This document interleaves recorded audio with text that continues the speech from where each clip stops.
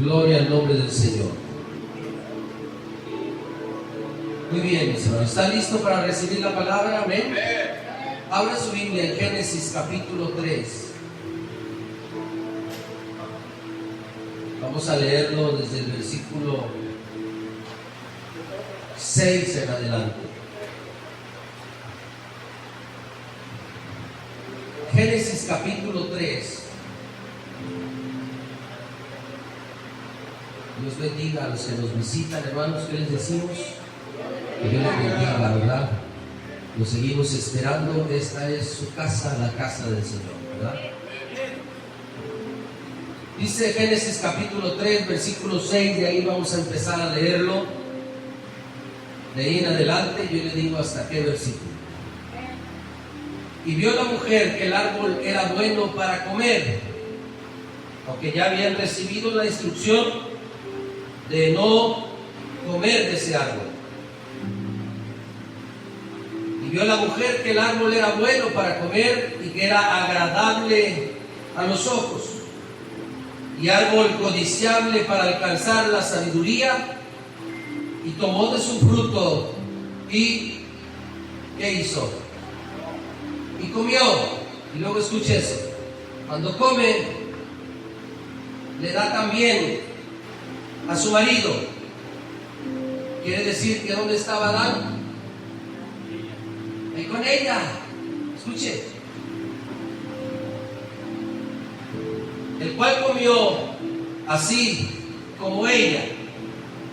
7. Entonces fueron abiertos los ojos de ambos. Estaban los dos juntos y conocieron que estaban desnudos. Entonces cosieron hojas de higuera y se hicieron delantales. 8.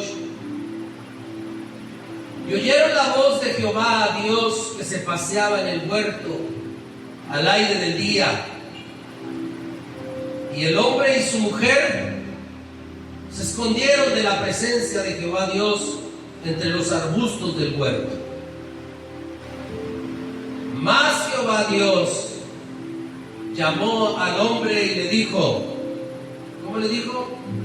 ¿Dónde estás tú?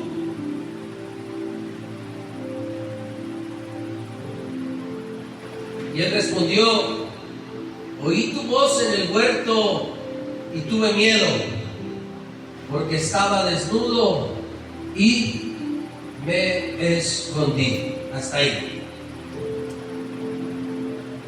Mis hermanos,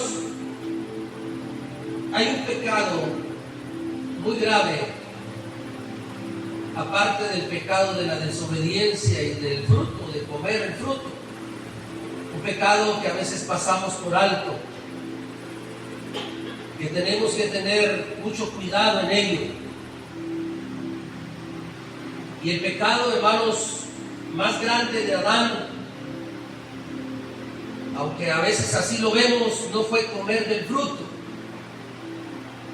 El pecado más grande de Adán fue que guardó silencio cuando debió de hablar. Al ver que su mujer iba a comer o comió del fruto, al escuchar que su mujer estaba hablando con la serpiente y hablaba una mentira, Adán guardó silencio.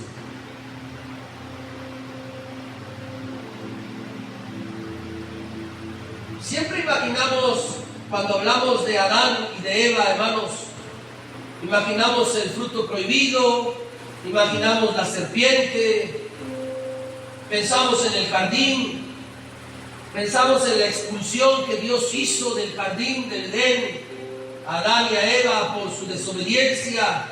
Pero ese detalle pequeño que a veces pasamos por desapercibido, el silencio de Adán.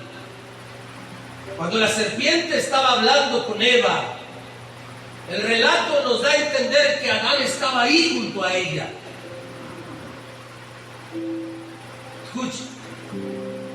No sé cuántas veces usted ha estado escuchando hablar a alguien y usted está ahí junto a ellos. Y usted está escuchando la plática, aunque no estén hablando con usted, pero como está cerca, usted está ahí escuchando. ¿Le ha pasado? No es de mentira. Pasa que está uno ahí y luego de repente oye y a veces hasta voltea y a uno le dice, hey, acá estoy hablando yo, déjalos a ellos platicar. Adán estaba ahí cuando la serpiente habló con Eva. Adán estaba escuchando, porque dice, hay palabras claves que dicen que cuando ella comió, dio también a su marido. Habla de que estaba ahí. Que cuando ella comió, los dos vieron al mismo tiempo que fueron abiertos sus ojos. No dice que primero Eva se le abrieron los ojos y después a Adán se le abrieron los ojos. A ambos dice. Y los dos vieron que estaban desnudos.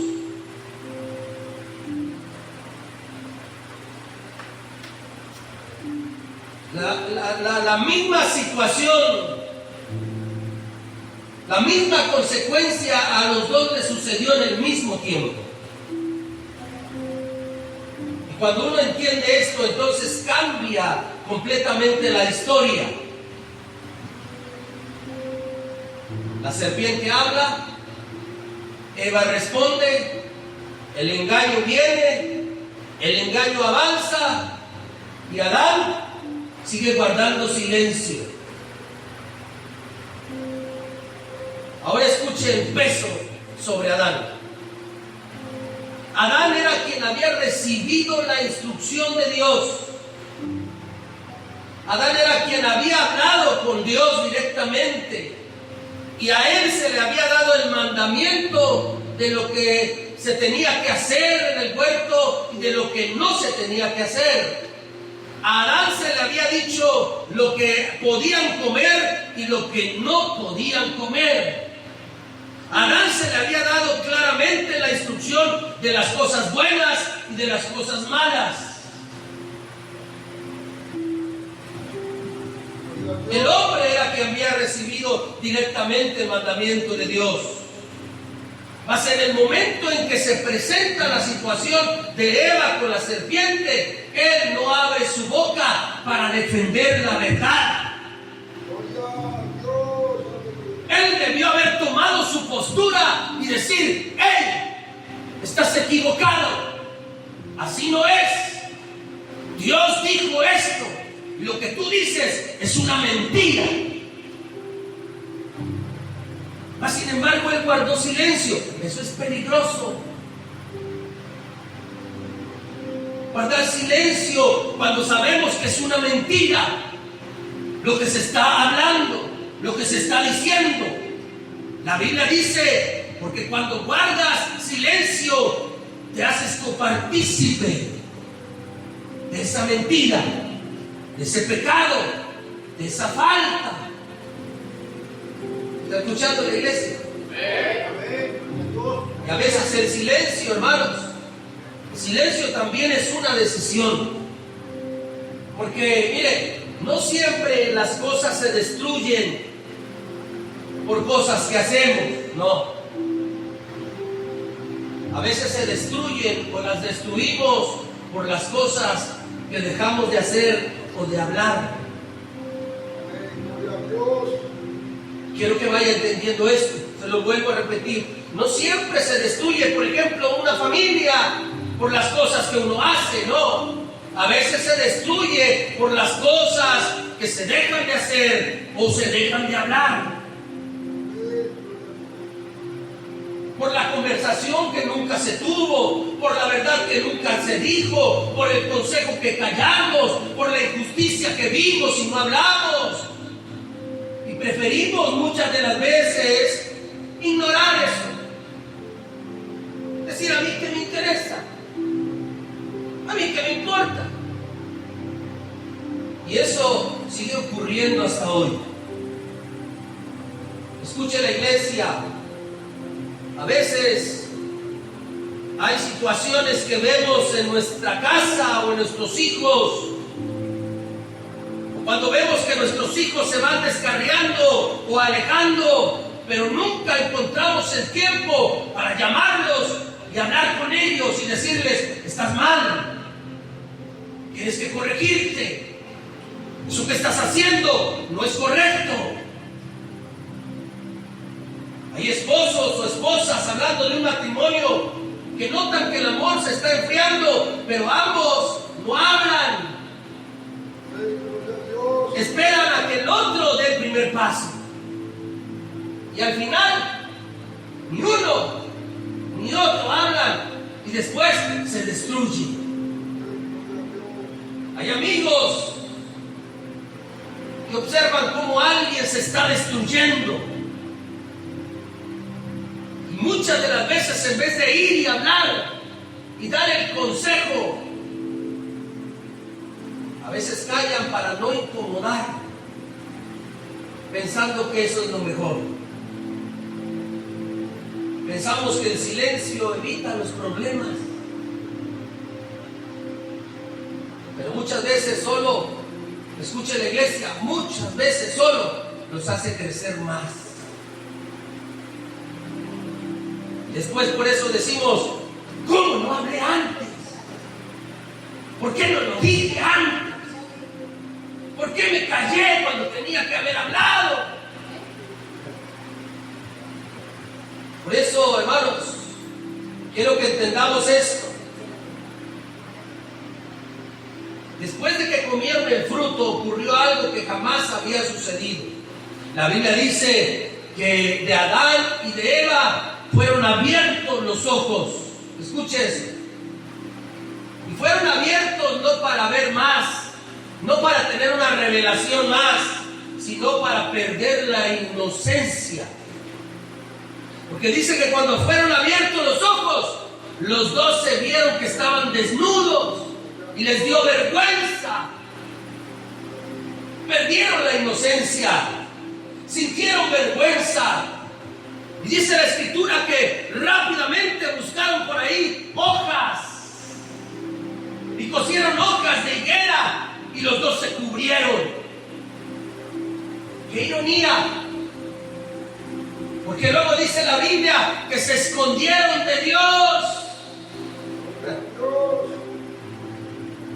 ¡Qué ironía! El hombre que caminaba con Dios, el hombre que hablaba con Dios, el hombre que tenía una comunión muy íntima y se paseaba con Dios en el huerto, ahora se escondía de Él.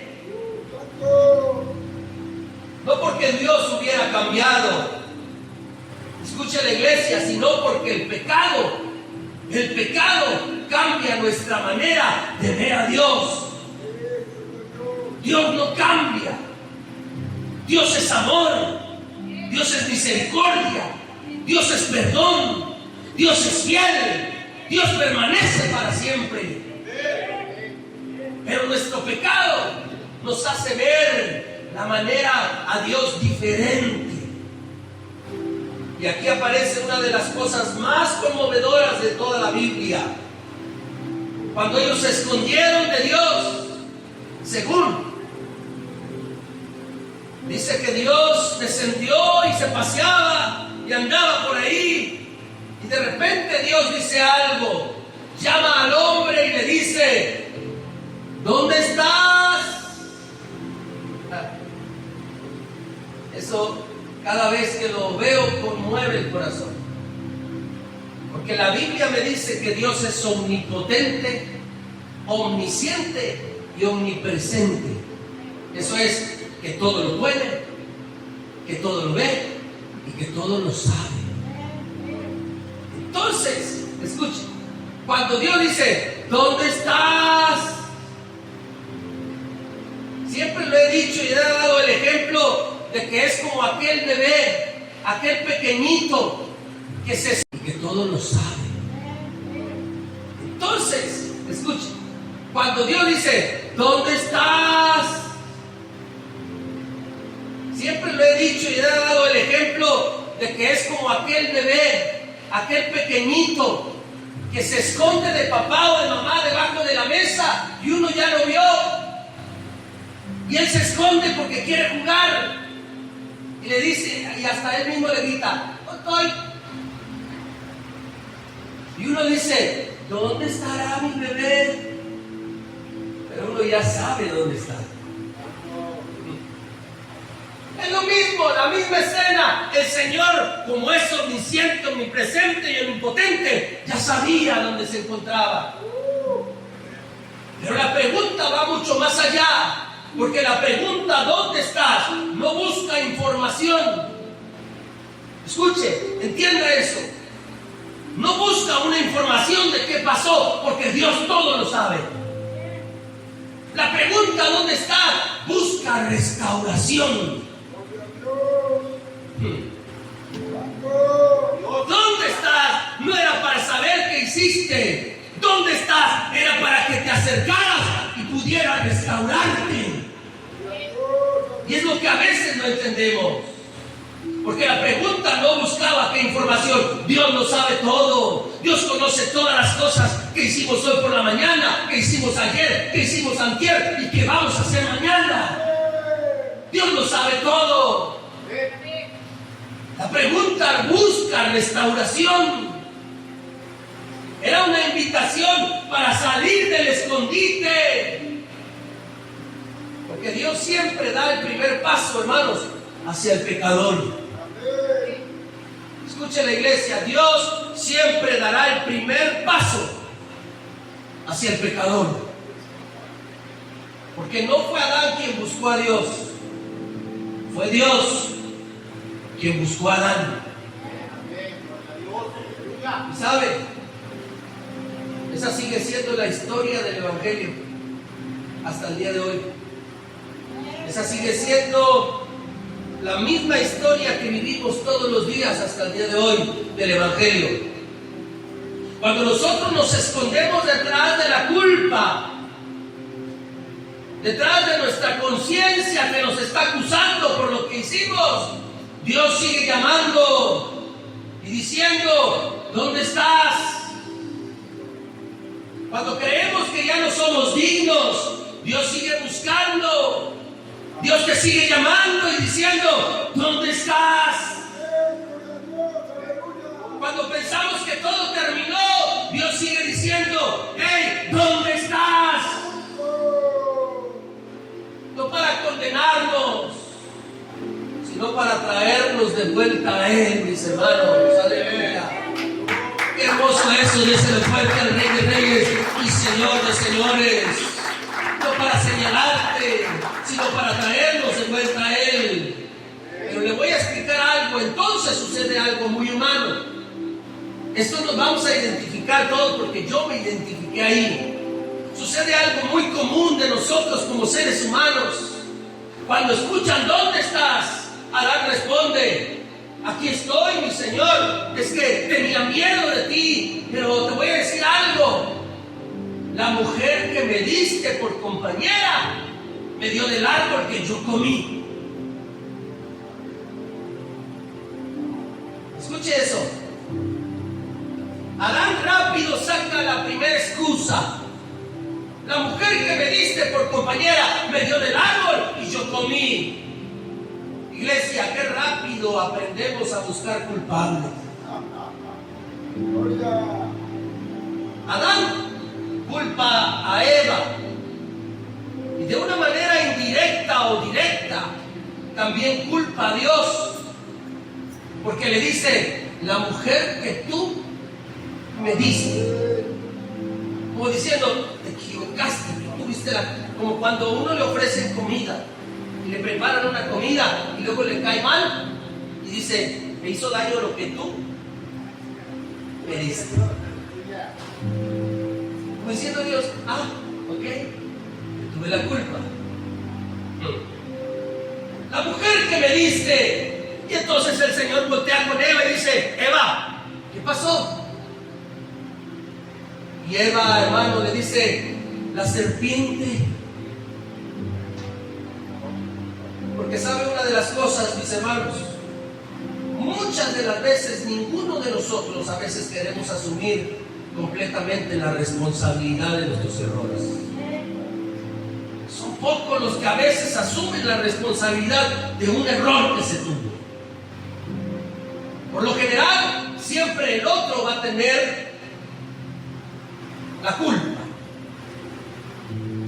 Y eso cambia todo. Por ejemplo, hablemos de una familia o de un matrimonio que se rompe. Siempre habrá un culpable, quien sea el culpable. Siempre parece que la culpa es del otro, no es que él, y él, no es que ella, no es que tú, no es que yo. Cuando una familia se divide, hermanos, todos siempre tienen un responsable. Cuando las cosas no van muy bien, siempre hay un responsable. Nunca se asume la responsabilidad propia de decir, es que soy yo, es que yo he fallado, es que soy yo quien he dicho, es que soy yo quien he callado, es que fui yo. No, siempre tiene que haber otro, un responsable. Cuando fallamos buscamos explicaciones antes de ir a arrepentimiento, y eso se sigue viviendo hasta el día de hoy. Si Adán y Eva, estoy seguro, hubieran ido a arrepentirse en vez de excusarse, otra historia quizás hubiera sido escrita en la palabra de Dios. Pero nunca ha sido así. Siempre tratamos de explicar en vez de arrepentirnos de corazón y asumir nuestra responsabilidad de que el que falló fui yo, del que está mal soy yo, y de que yo tengo la responsabilidad de lo que está sucediendo. Pero mientras buscamos culpar, el corazón permanecerá sin sanar. Cuando sigamos buscando culpables, siempre el corazón se seguirá lastimando más y más y más. Nunca hallará sanidad del corazón. Sin embargo, mis hermanos, aquí aparece una verdad que hace que el corazón se estremezca. Escuche, porque ahora quiero que entiendan lo que es la gracia de Dios. Porque mire, toda acción trae una reacción, todo pecado trae una consecuencia. Eso es, hermanos, es un principio que Dios, por eso dice el Señor, que todo lo que el hombre sembrare, eso va a cosechar. Ese es un principio de Dios que no falla. Toda consecuencia de pecado trae una acción. Y porque Dios es justo, mis hermanos, y no puede ir en contra de lo que Él dijo, el pecado tiene consecuencia.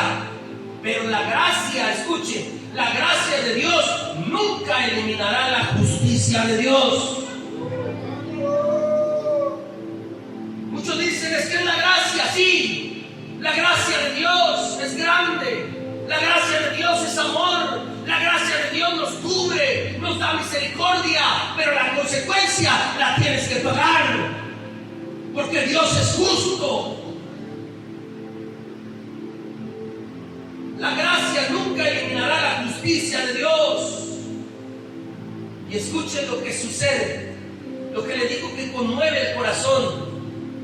El Señor toma una decisión y les dice, ahora serán expulsados. Esa era la acción por la consecuencia del pecado. Esa era la reacción, de la acción que tuvieron. Fueron expulsados del jardín. Pero escuche la gracia. Antes de ser expulsados, hizo algo Dios con ellos. La Biblia dice que Dios los tomó, les hizo al hombre y a la mujer túnicas de pieles de animal. Los vistió. Las hojas de higuera que ellos se hicieron representaban el esfuerzo humano por cubrir su propia culpa. Pero las túnicas de pieles que Dios les hizo representaban la provisión de Dios, el amor y su misericordia para con nosotros. Aleluya. Bendito sea el nombre del Señor. Mis hermanos, la túnica de piel representaba la provisión de Dios. Te voy a decir algo. Alguien tuvo que morir para cubrir la vergüenza del ser humano. Para poder conseguir la piel de animal, tuvo que haber un sacrificio, una muerte. Así como para cubrir nuestra vergüenza y nuestro pecado, tuvo que haber muerte del Cordero de Dios que fue inmolado por nosotros. Aleluya. Bendito sea el nombre del Señor. Alguien tuvo que morir para cubrir la vergüenza del ser humano. Desde el principio de la creación, hermanos, la Biblia apunta hacia una verdad que alcanzará su plenitud en Cristo. Escuche el pueblo de Dios, iglesia, hermanos que nos visitan. No somos salvos por las hojas que nosotros cosemos. Somos salvos y cubiertos por lo que Dios provee para nosotros, que es su gracia y su misericordia, aleluya, su amor incondicional, el sacrificio, la sangre que Él derramó en la cruz del Calvario por cada uno de nosotros, aleluya. Y eso cambia toda la historia, porque Adán, hermanos, escuche, Adán salió del huerto. Adán fue expulsado juntamente con su esposa, pero no salió sin esperanza, salió con una promesa. Génesis capítulo 3, versículo 15 dice lo siguiente. Esa es la promesa. Y le dijo el Señor la promesa que le dio antes de expulsarlos. En Génesis capítulo 3, versículo 15, Dios anunció que un descendiente de la mujer heriría la cabeza de la serpiente. Y pondré enemistad entre ti y la mujer, y entre su simiente y la simiente suya. Esta te herirá en la cabeza y tú le herirás en el calcañar. Un descendiente de la mujer heriría en la cabeza de la serpiente. Escuche, antes de cerrar el Señor la puerta del jardín del Edén, antes de poderle vallado, abrió la puerta de la redención y la gracia y la misericordia para ellos. Y no solamente para ellos, sino que también la abrió para todos nosotros, para toda la humanidad, dándonos esperanza y misericordia. Aleluya. Porque aunque el Señor pronunció juicio por la acción que ellos tuvieron, también anunciaba salvación y misericordia para ellos. Quizás hoy nos sintamos como Adán, que hemos cometido errores que no podemos borrar, que hemos tomado decisiones que cambiaron nuestra historia. Hemos perdido cosas que nunca imaginamos perder. Llevamos mucho tiempo escondiéndonos detrás de todo ello, escondiéndote detrás de una sonrisa, cuando en verdad todavía hay dolor en el corazón. Hay algo que estás escondiendo de Dios, escondiéndote detrás del trabajo para distraerte y no aceptar la realidad de tu vida, escondiéndote detrás del orgullo, detrás de la religión, detrás del supuesto éxito que quizás pudieses tener. Pero Dios sigue haciendo la misma pregunta: Adán, ¿dónde estás? No es porque no lo sepa el Señor, sino porque quiere que tú por ti mismo, por tu propia voluntad, salgas del lugar, del medio de donde estás encerrado y le digas: Señor, aquí estoy. Sé que no merezco misericordia, pero si algo puedo alcanzar de tu amor, aquí estoy. Aleluya. Hay algo que siempre nos conmueve de Adán. Todos lo conocemos por su caída. Pero dice lo maravilloso, mis hermanos, de Dios. Dios no permitió que la historia de Adán quedara ahí y ahí terminara. Y nunca más se volviera a hablar de él, no. No permitió que la historia de Adán terminara en Génesis capítulo 3, no. Porque después de la falta y del pecado y de ser expulsados, dice la Biblia que Dios le bendijo con hijos. Dios le bendijo con trabajo. Dios bendijo las lágrimas y hubo esperanza para él. Y después de muchos siglos más hacia adelante, la Escritura también habla de Adán. Siglos después dice la Escritura que vino Jesucristo a quien Pablo llamó el último Adán. Aleluya. El primer Adán abrió la puerta al pecado y el último Adán abrió la puerta a la vida eterna. Bendito sea el nombre del Señor. Porque donde el primer hombre extendió la mano para tomar un fruto prohibido, escuche, donde el primer hombre llamado Adán extendió la mano para tomar el fruto prohibido, hay un segundo hombre llamado el segundo Abraham, que fue Cristo, que extendió sus manos sobre la cruz para darnos vida y vida en abundancia. Aleluya. Para devolvernos lo que nos había sido quitado o perdido. Uno extiende su mano para tomar el fruto y el otro extiende sus manos para ser clavado en la cruz. ¡Cuánto amor, mis hermanos! Quizás esa sea la pregunta de Adán que Dios deja hoy en nuestro corazón. ¿Nos seguiremos escondiendo detrás de la culpa? ¿O responderemos a la voz de Dios que sigue buscándonos y diciéndonos: ¿dónde estás? Hey, ¿dónde te encuentras? Buscando siempre un culpable y no aceptando la culpa. Porque el mayor problema de Adán no fue que cayó. Iglesia, el mayor problema de Adán no fue que cayó. Le voy a decir por qué. Porque todos caemos. Ya no hubo amén. No fue el mayor problema de Adán que cayó, porque todos caemos. La Biblia dice: por cuanto todos pecamos, estábamos destituidos de la gracia de Dios. Lo verdaderamente trágico había sido quedarse escondido para siempre. Y la buena noticia que hoy traigo para ti, para que guardes en tu corazón, es que el mismo Dios que caminó por el jardín buscando a un hombre cubierto de vergüenza, sigue caminando hoy entre nosotros, buscándonos cada día y diciéndote: ¿dónde estás? Y ese ¿dónde estás? No es para juzgarte, es para redimirte, es para decirte: tengo una esperanza nueva, tengo un propósito para ti, tengo un plan perfecto para tu vida.